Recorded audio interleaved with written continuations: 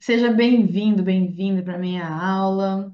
Bom, essa semana foi muito produtiva e os conteúdos estão produtivos, né, cada vez mais. E assim, faz o seu percurso de estudo. Quer estudar língua portuguesa? Dá para entrar lá no site Língua Portuguesa, edital de língua portuguesa, conteúdos pedagógicos, autores, tá lá. Faz o seu percurso individual e vem para as aulas ao vivo. Coloca as aulas em dia, tá? Gente. Então, nós vimos essa semana várias obras. Ontem, no final, depois de duas obras, né? Medicalização na Educação Infantil, e trabalhamos também Jussara Hoffmann. Medicalização a gente trabalhou na quinta-feira, né? Trabalhamos Piaget também na quinta-feira. Ontem, medicalização na Educação Infantil. E fizemos no final da aula 10 questões.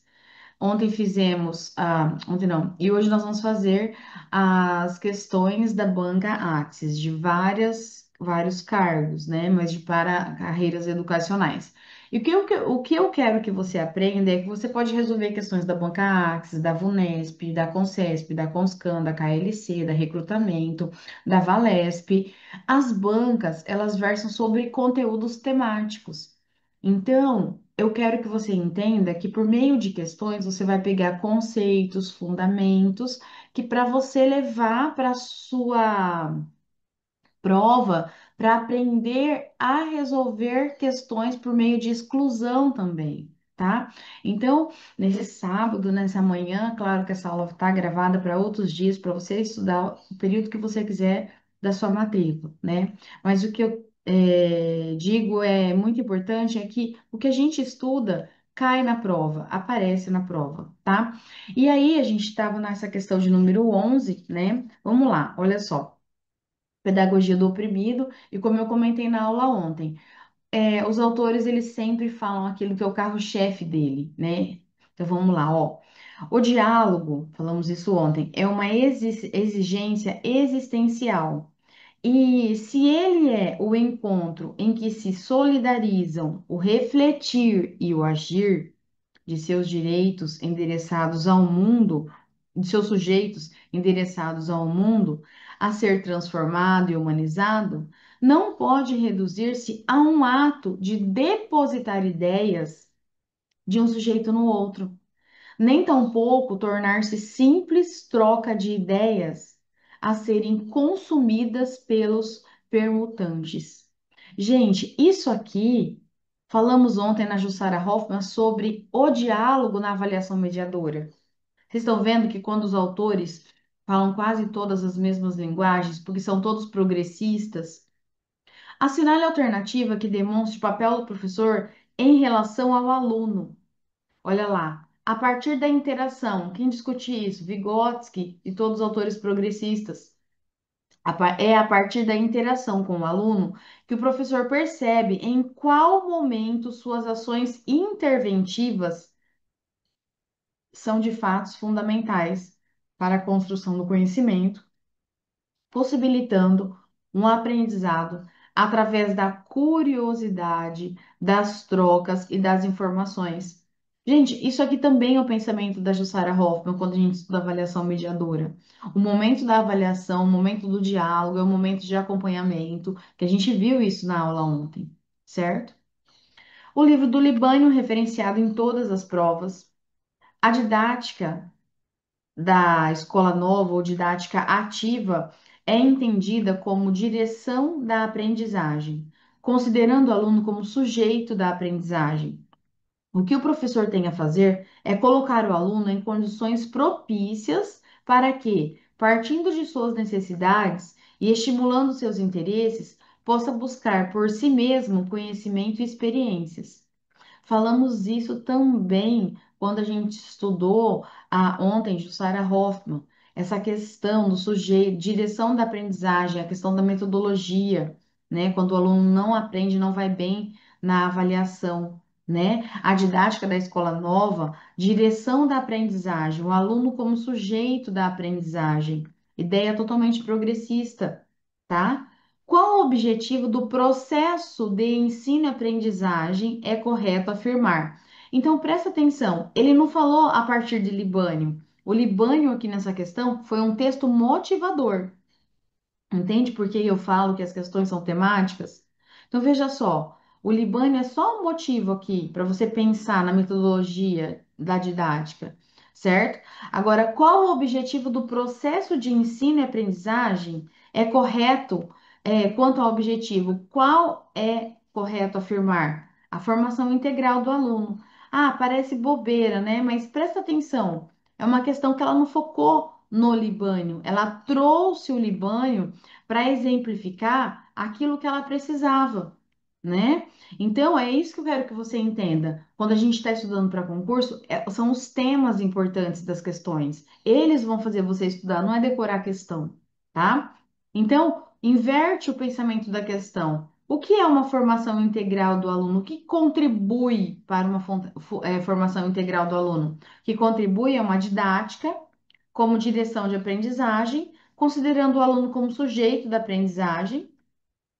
E o professor tem a fazer é colocar o aluno em condições propícias para ter essa formação integral, para que, partindo de suas necessidades, estimulando seus interesses, possa buscar por si mesmo conhecimento e suas experiências. Emília Ferreira fala isso, a gente estudou Emília Ferreira essa semana, certo? As práticas de linguagem na perspectiva da apropriação da língua oral e escrita estão listadas nas alternativas a seguir, exceto uma. Olha lá. Qual é, então, essa questão ela vai trazer assim, ó. Quando é exceção, você risca aquela exceção. O que que não é prática da língua oral e escrita? Promoção de leitura automática. Então, pega o conceito a perspectivas da apropriação, promoção, tô dormindo ainda. Na perspectiva da apropriação da língua oral e língua escrita, o que que a gente tem como práticas? A escrita, a oralidade, análise linguística e semiótica. Primeiro aprendemos a ouvir, depois aprendemos a falar. A oralidade é uma língua que ela é natural de todo ser humano. Somos o único animal que fala, né, racionalmente. Primeiro aprendemos a falar, né? Então, a promoção da leitura automática não está dentro da apropriação da língua oral e escrita. Ela pode ser um método, mas não está na apropriação, certo? Nas alternativas a seguir estão princípios da aprendizagem colaborativa. Quais são os princípios da aprendizagem colaborativa? Menos uma. Então, pega esta questão da banca Axis, por exemplo, você viu que ela não trouxe nenhum autor de referência, mas aí você tem que saber formar seu pensamento pedagógico. O que é uma aprendizagem colaborativa? A exceção de uma. Olha lá. Descarte da tecnologia, não, eu tenho que incluir tecnologia. Ou seja, os princípios da aprendizagem colaborativa é personalização do ensino, contextualização do conhecimento ensinado, a atuação do professor como mediador. Essa questão, ela traz por concepção, avaliação mediadora, princípios da aprendizagem, é saber o que o aluno sabe, né, para a partir dali continuar o seu conteúdo, a sua metodologia, contextualização do ensino, aprender a falar sobre o que já foi dito com o que vai ser aprendido, né? Então, essa questão, ela trouxe esses princípios pedagógicos, esses temas pedagógicos relacionados ao ensino, tá? Olha lá. Nas alternativas a seguir estão os princípios que regem o desenho universal da aprendizagem, à exceção de uma. Tem autor nessa questão? Não, não tem autor nessa questão. Ela tem tema. Eu quero que você aprenda isso. Ela tem tema. Então, ele está perguntando para você quais são os princípios que regem o desenho universal para a aprendizagem com exceto uma. Então, dentro do desenho universal para a aprendizagem, não podemos proporcionar múltiplos meios de descarga emocional para extravasar sentimentos ruins em relação ao mundo e à comunidade. Então, quando a gente fala do desenho universal para a aprendizagem, qual é Quais são os princípios? Proporcionar múltiplos meios de envolvimento para estimular os interesses dos alunos, proporcionar múltiplos meios de representação para transmitir o aprendizado aos alunos de diferentes maneiras, proporcionar muitos meios de ação e expressão do conhecimento para alunos mostrarem o que aprenderam. Veja só, olha o que essa questão me ensinou. Eu aprendi com ela sobre essa questão do desenho universal da aprendizagem. Falou de autor? Não, ela trouxe princípio dentro dos conceitos da educação, tá certo? Então, essas questões, essas 15 questões que nós vimos até agora, foram questões que versaram sobre didática, metodologia de ensino, questões que trabalharam essa questão da relação professor-aluno, certo? Processo de ensino-aprendizagem e tendências pedagógicas, tá? Agora a gente vai entrar em algumas questões abrangentes, tá? Para que você aprenda a olhar para aquele tema e falar o que que é, como a gente acabou de ver, né? O que se refere, né, quando ela pergunta sobre o desenho universal da aprendizagem. Às vezes você nunca ouviu isso em nenhum livro, mas a banca trouxe isso. Aí eu vou contextualizar como isso? Através de questões, tá? Então vamos lá, ó. Temas pedagógicos e educacionais também da banca Axis, mas serve para todos. Foram provas de supervisor escolar, professor, tá? A valorização da diversidade cultural no ambiente escolar é uma diretriz fundamental da educação contemporânea e está relacionada à construção de uma sociedade mais democrática e plural. Com base nesse princípio, diversas políticas educacionais têm buscado incorporar o respeito às diferenças étnico-raciais, de gênero, orientação sexual, religiosa, regionais, como eixo formador da própria prática. Com base nos princípios da educação para a diversidade, assinale a alternativa que expressa corretamente um pressuposto metodológico, né, um pressuposto pedagógico, coerente com a abordagem plural e inclusiva no ambiente escolar. Então, aqui em cima ela retoma, ela fala sobre princípio, certo? A valorização da diversidade cultural no ambiente escolar é um princípio que a gente tem que instituído, né? De diversas políticas educacionais para incorporar a questão do respeito às diferenças étnico-raciais, certo? E aí ele pergunta, né? Ele fala um pressuposto pedagógico coerente com uma abordagem plural e inclusiva no ambiente escolar é que a escola deve promover o reconhecimento, a valorização das diferentes culturas como condição para garantir a equidade e combater as desigualdades estruturais. Desigualdades estruturais, é o racismo estrutural, né? Bullying, também, né? Que existe aí nas práticas da vivência da comunidade escolar e tudo mais, tá? 2. O PPP é um instrumento de gestão democrática e de orientação do trabalho pedagógico na escola.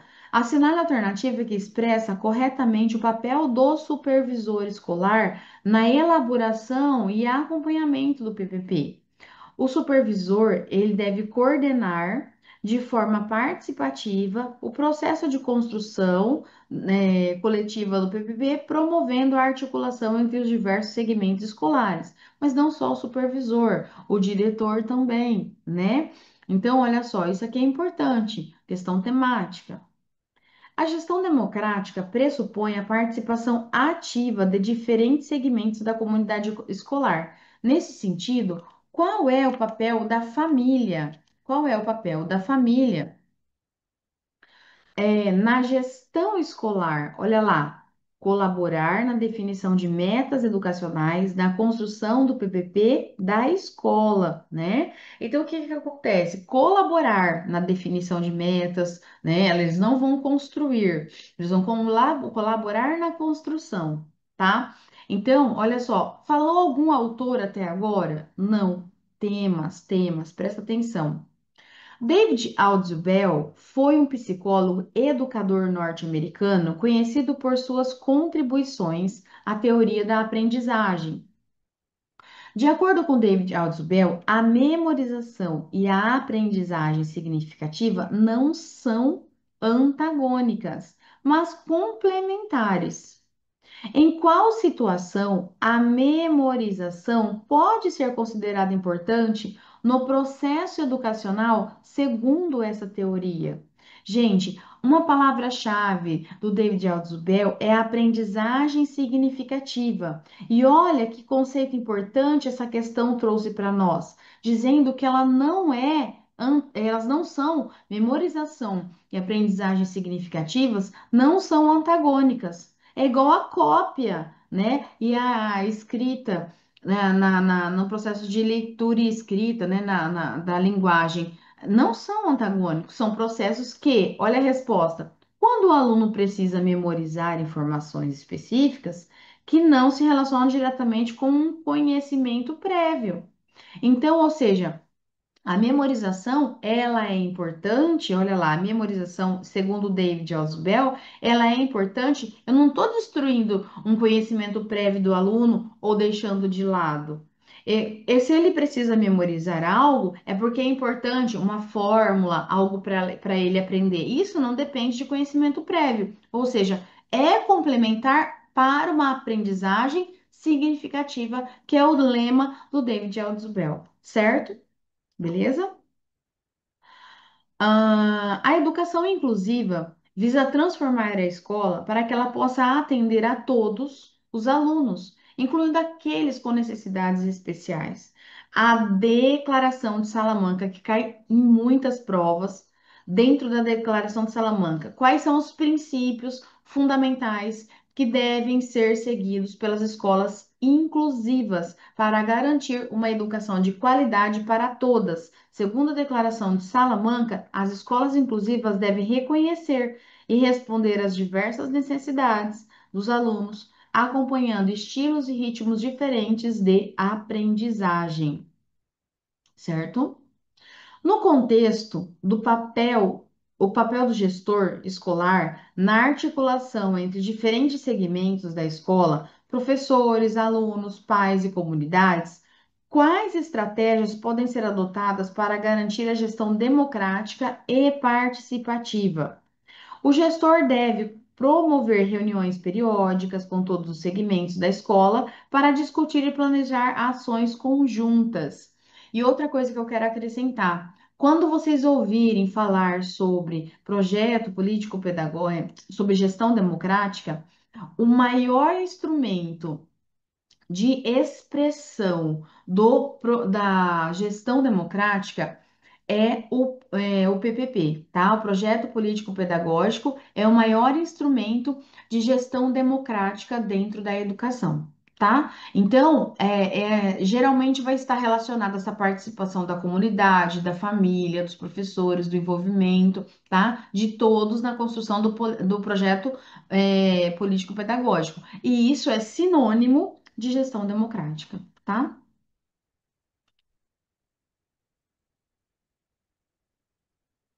A prática escolar, ela é influenciada por diversos fatores sociopolíticos que moldam as concepções de homem e sociedade.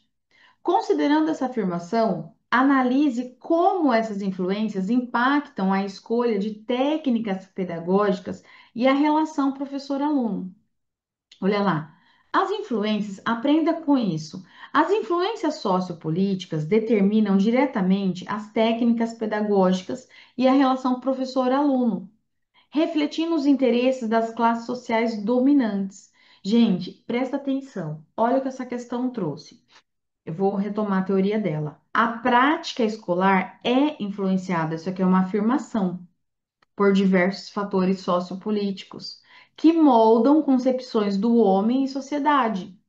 Por isso que a gente tem um currículo comum, por isso que a gente tem uma base comum. Considerando essa afirmação, que vários autores, principalmente Miguel Arroyo, por exemplo, traz essa afirmação. Analise como essas influências impactam a escolha da metodologia da sala de aula. Ou seja, as metodologias, a escola, ela serve ainda aos desejos da sociedade. É essa uma crítica dessa questão, tá? Olha lá.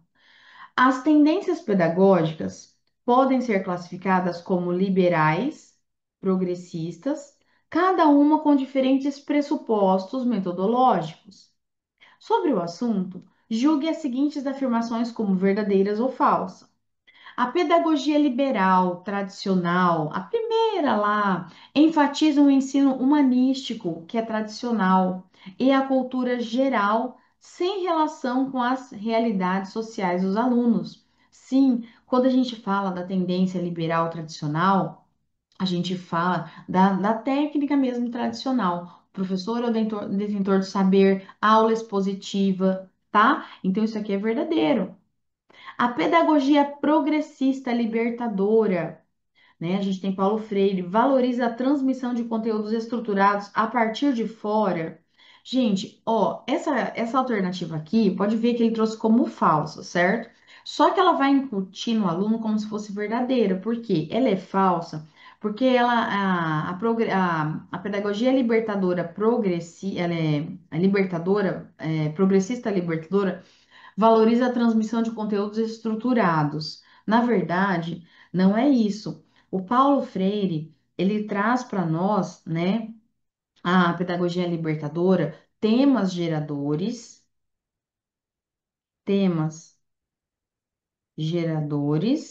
e círculos de cultura.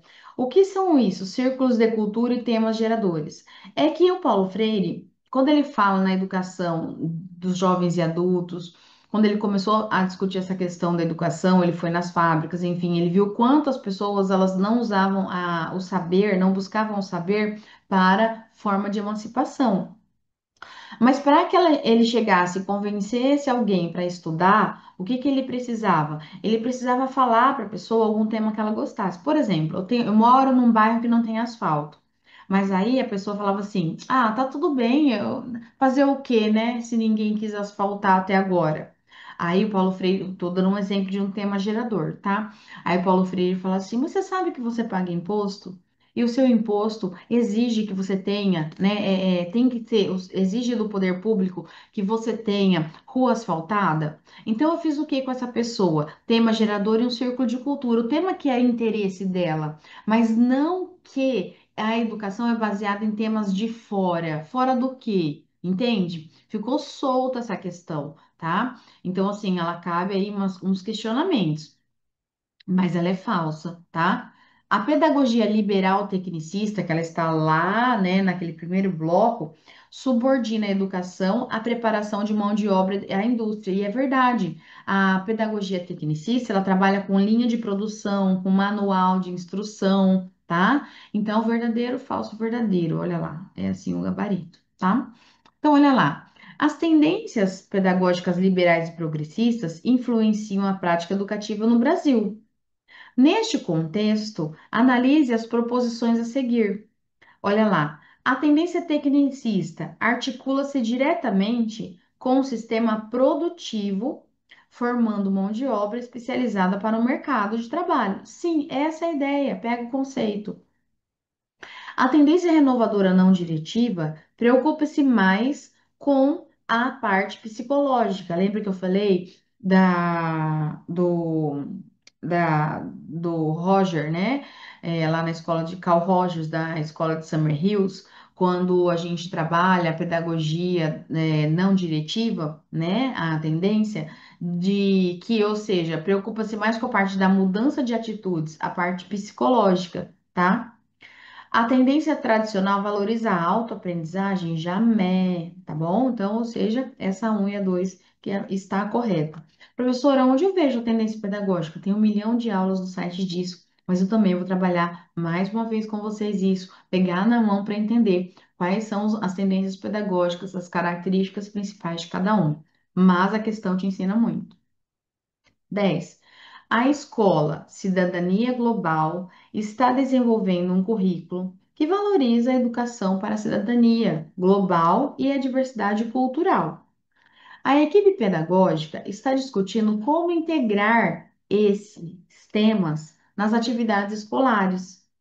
Qual das seguintes alternativas melhor descreve uma abordagem eficaz para promover a cidadania global e a diversidade cultural no ensino fundamental?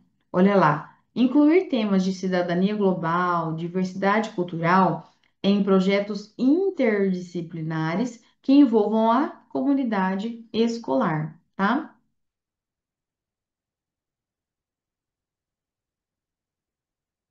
A gestão democrática na escola visa promover a inclusão, a participação de todos os membros da comunidade escolar. Qual das alternativas abaixo melhor representa uma prática de gestão democrática? Olha lá. Qual das alternativas abaixo melhor representa uma prática da gestão democrática? Reuniões periódicas de pais, alunos, professores para discutir e decidir sobre questões escolares. Vocês estão vendo que algumas questões se repetem. Até já duas, três questões aqui já vi no bloco anterior da aula, mas é importante retomar, tá? Porque quando eu retomo as minhas, ó, isso é importante, é uma dica. Nós aprendemos por meio da memória curta, curta, média e longo prazo. A memória curta é, por exemplo, acabou a aula, fica algumas coisas da aula na sua cabeça. Depois você vai resolver exercícios. Você vai começar a colocar, a sedimentar aquilo que você já sabe, aquilo que você já ouviu. E de longo prazo, para você não esquecer mais, é quando você resolve questões depois de um período. Então, é assim que eu trabalho com vocês, memória curta, média e longo prazo. Porque aí vocês fixam aquilo pro dia da prova, né? Muito bem, vocês estão vendo, ó, temas, tá? Aí depois, bom, depois eu dou uma dica para vocês reestudarem isso de forma bem mais fácil. A didática na formação docente visa a integração de métodos e estratégias que facilitam o processo de ensino-aprendizagem. Acerca do assunto, ou seja, didática na formação docente e a integração de métodos e estratégias que facilitam o processo didática e ensino-aprendizagem e a formação do professor, certo? Então, ou seja, verdadeiro e falso. A didática é essencial apenas para a teoria, não influenciando a parte pedagógica? Óbvio que você marcaria essa como falsa. Se você marcaria essa como falsa, você já exclui a, você já exclui a D, certo? A didática contribui para a efetivação da prática educativa de maneira correta e bem-sucedida. Eu já sei que é verdadeiro. Então, eu estou entre a C e a B. Mas se eu sei que essa é verdadeira, ó, tá vendo? Eu só vou confirmar. Tá vendo como o método da exclusão tá na sua mão? A didática deve ser considerada como uma ciência estática, imutável? Olha lá, para fins de universalização? Claro que é falsa. A didática oferece subsídios metodológicos e estratégias para a conclusão de metas programadas? Sim. De qualquer jeito, ó, FVVF, né? Ó, FVF, já é a única alternativa, certo? Então, assim, o que que a gente precisa entender? Também existe método para me ajudar na hora da prova, né? Então, olha lá. Uma escola de ensino fundamental está desenvolvendo um currículo que valoriza a diversidade cultural e a inclusão social. Nesse contexto, analise as afirmativas a seguir. A valorização da diversidade cultural no currículo contribui para a formação de cidadãos mais tolerantes e respeitosos. A inclusão social no currículo deve ser limitada a atividades extraescolares. Eu já sei que isso aqui não é, né? E a um é. Olha lá. A diversidade cultural e a inclusão social são fundamentais para promover a equidade e a justiça social na educação? Sim, provavelmente a resposta é a um e a 3. São coisas de pensamento pedagógico. Ah, professora, mas estava óbvio que eu ia descartar aquela questão. Tudo bem, mas a gente precisa, ó, tem uma coisa que eu falo assim, tem um ditado que ele é bíblico e ele fala assim: quem pense estar de pé, acautere-se para que não caia. Por quê? Outra dica. Ah, professora, eu já sei acentuação. Eu já sei todas as tendências pedagógicas. Estuda. Eu já sei a acentuação, estuda. Por que que eu tô falando isso? Porque na hora da prova, você tem vários fatores que te desorganizam. O tempo, a ansiedade, o seu concorrente, o seu pensamento, que você tem que controlar. Então, faça exercícios daquilo que você sabe. Se você está cansado, estuda aquilo que você já viu. Se você está descansado, progrida naquilo que você precisa continuar, tá? Beleza?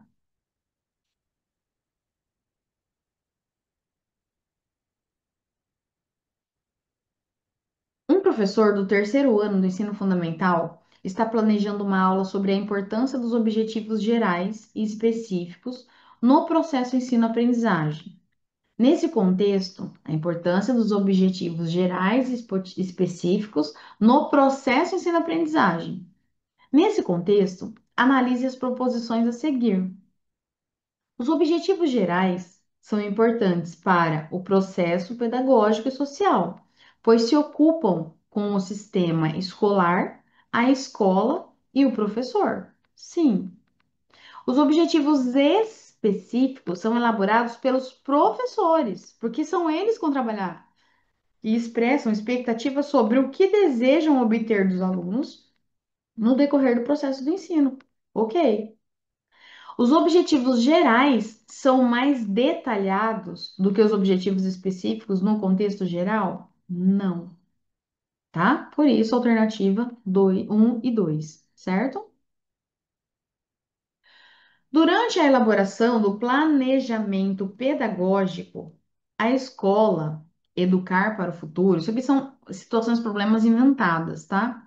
Está selecionando recursos didáticos que serão utilizados ao longo do ano letivo. Estou falando de uma questão de recursos didáticos.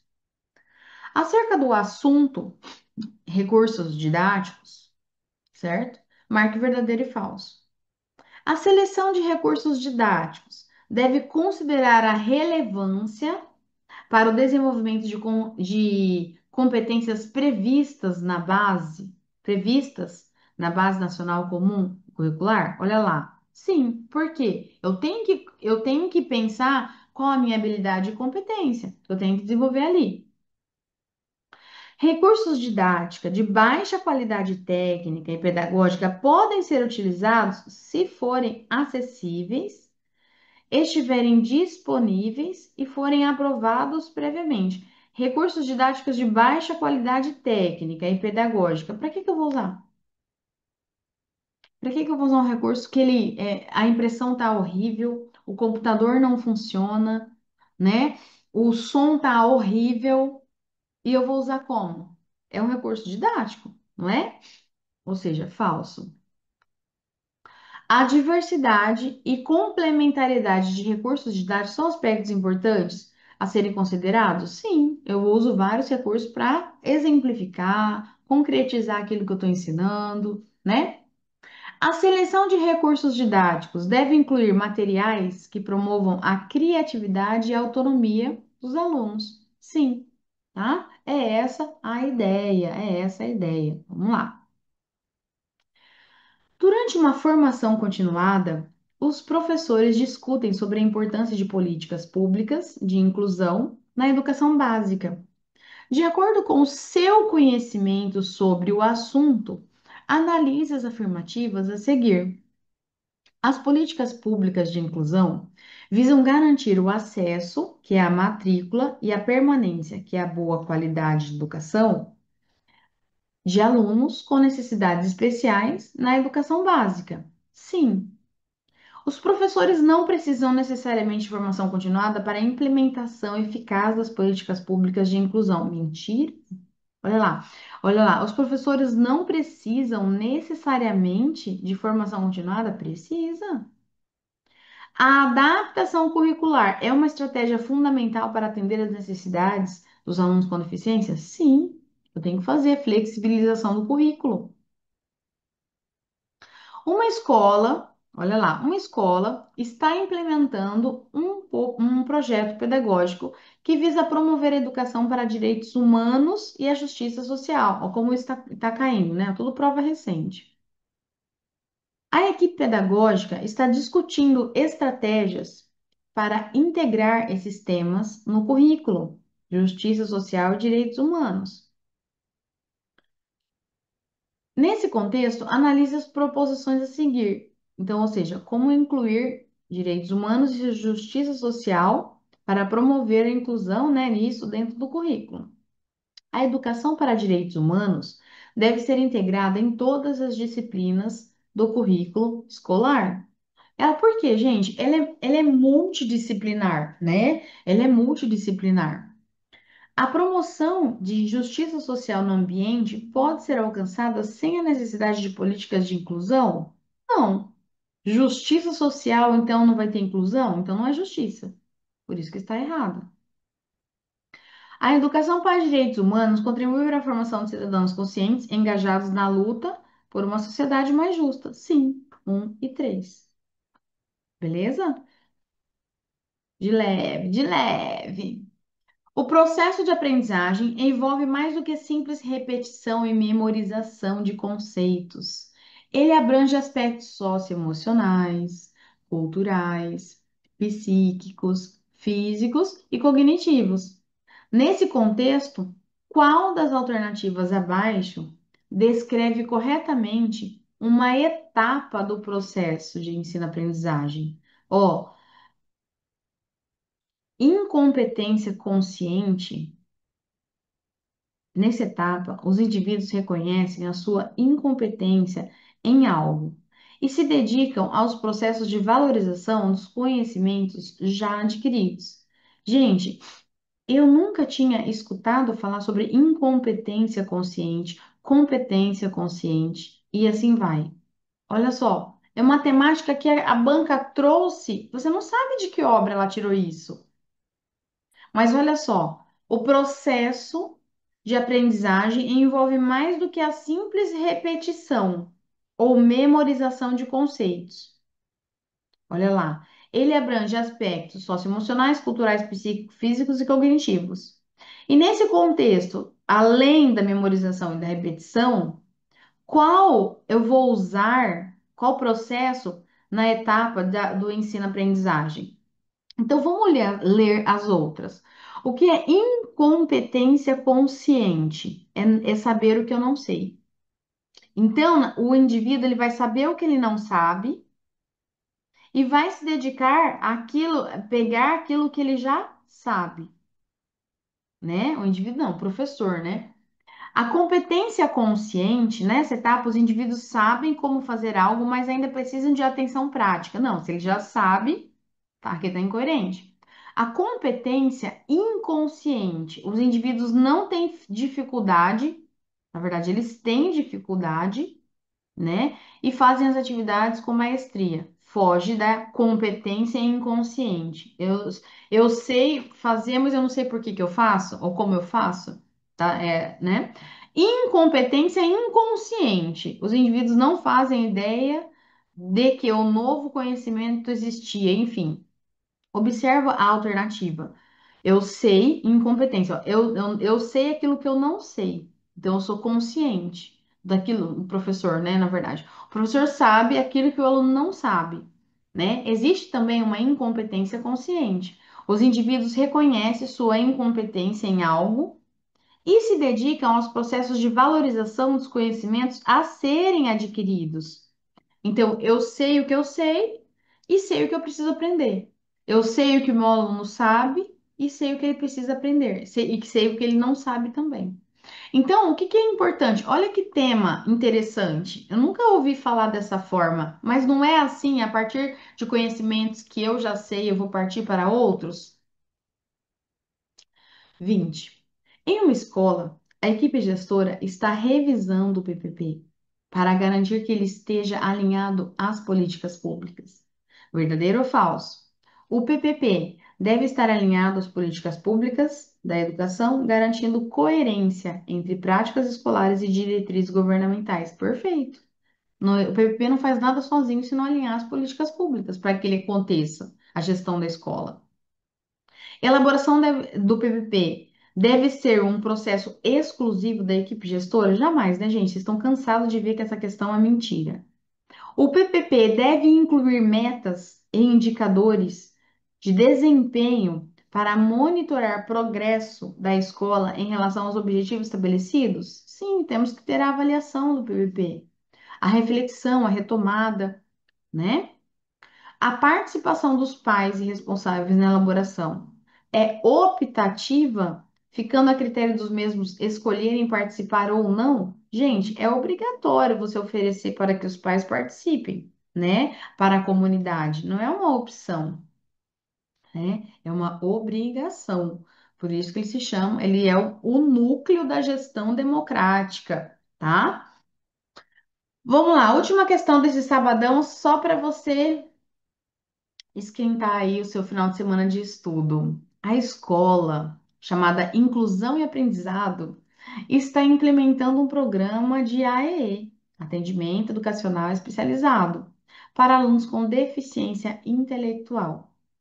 A equipe pedagógica está discutindo as melhores práticas, ó, para a implementação de alunos com deficiência intelectual. A equipe pedagógica está discutindo as melhores práticas para garantir a eficácia do AEE no atendimento de alunos com deficiência intelectual. Acerca do assunto, verdadeiro ou falso? O atendimento educacional especializado deve ser oferecido em um ambiente separado da sala de aula regular. Sim, gente, ele aqui falou verdadeiro, aqui falou falso. Mas ó, o AEE deve ser oferecido em um ambiente separado da sala de aula regular. Essa questão caberia recurso, tá? Porque a sala de AEE não é dentro da sala regular, né? Agora, se for em horário, ele falou ambiente. Tá? Eu entraria com recurso aqui. A colaboração entre o professor do AEE e o professor da sala de aula essa colaboração regular, né? Essa colaboração é essencial, aluno da sala regular do AE, para o sucesso do programa. Verdadeiro, super verdadeiro. Tanto é que o AE é complementar e suplementar. Ele complementa aquilo que o aluno precisa avançar na sala de aula e ele suplementa a superdotação. A utilização de materiais pedagógicos adaptados é desnecessária no AE? Claro que isso aqui é falso. A participação dos pais no processo educativo é importante para o sucesso do AE. Perfeito. O pai tem que matricular a criança no AE, não é opcional, é obrigatório. Se ele não for matricular, ele tem que oferecer outros atendimentos. Ele tem que contratar particular uma psicopedagoga, senão está causando o quê? Abandono intelectual. Então, essa questão eu entraria com recurso nessa. A E deve ser oferecido em ambiente, não deve, separado da sala de aula regular. Isso aqui, aqui, ó, tá falando que é falso. O AE deve ser oferecido em um ambiente separado da sala de aula regular. Claro que ele é verdadeiro, ele não pode ser falso. Eu não vou dar o AE na sala de aula regular. Entende isso? Aí, deixa eu só ir por exclusão, ó. Verdadeiro, falso, verdadeiro. Ele deu, né? Tem alguma que é verdadeiro, falso, verdadeiro? Não tem. É essa alternativa. Só que essa primeira, ela é verdadeira, tá? Então seria verdadeiro, verdadeiro, falso, verdadeiro, tá? Mas de qualquer forma, você iria acertar, porque, ó, de baixo para cima, né? Da última, verdadeiro, falso, verdadeiro, ó. Verdadeiro, falso, verdadeiro. Ó, tá vendo? Não tem nenhum igual, tá? Então, olha só, algumas coisas a gente precisa, né, se pautar para resolver uma prova no seu conhecimento pedagógico, na construção do seu conhecimento pedagógico, tá? Olha só, faltam ainda várias questões, mas o que que eu quero te ensinar? Para encerrar essa aula, eu quero te ensinar uma técnica que você vai aplicar para sempre no seu estudo. Você não resolveu você não imprimiu este caderno de questões?